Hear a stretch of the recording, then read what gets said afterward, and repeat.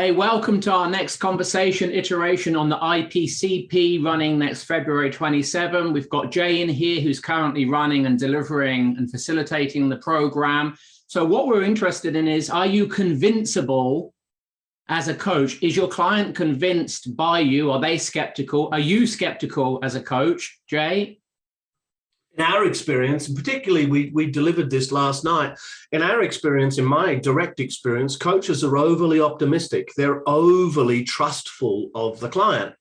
And so as we look through the coaches that were there, 20 odd coaches last night, you had most, and I want to say most, I mean 90% with a driver in being over trustful. What that shows up is that there is an overly optimistic frame that is operating from the coach in their view of the client, in that they're overly optimistic about their clients. And so what that leads to is they're not seeing the client as they are, they're seeing the client as they are. So they're projecting optimism onto the client. As you and I know, Scott, there's no pessimism or optimism. They're human frames. They don't exist in reality. And so to overtrust isn't to see the client's condition, isn't to see the client's conditioning and their humanity behind that and realize that I'm dealing directly with the conditioning. I'm dealing with the personality traits and structures. You and I call it the occupant. I'm dealing with the occupant, which is not the human being, but it's their human coping mechanism. And so being overly optimistic means they're going to get caught up in believing in the human being's coping mechanism, their personality. They're going to get caught in content. So what?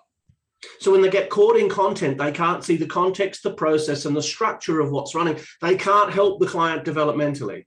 They can't help them get objective to what they're subject to because they're playing in content and they're trying to shift the deck chairs. And it's not going to make any difference in the long term. And then from a client perspective, as you see your clients convince a strategy? So clients convince the strategies are in the Australian population, largely optimistic as well. They're largely toward the over-trusting end.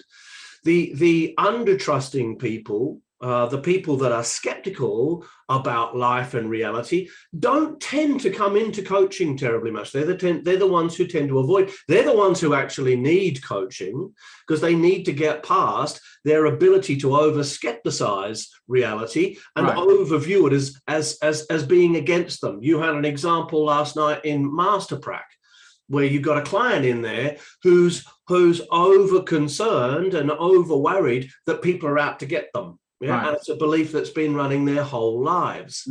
Whilst it's on the rarer side, it still exists. Sure.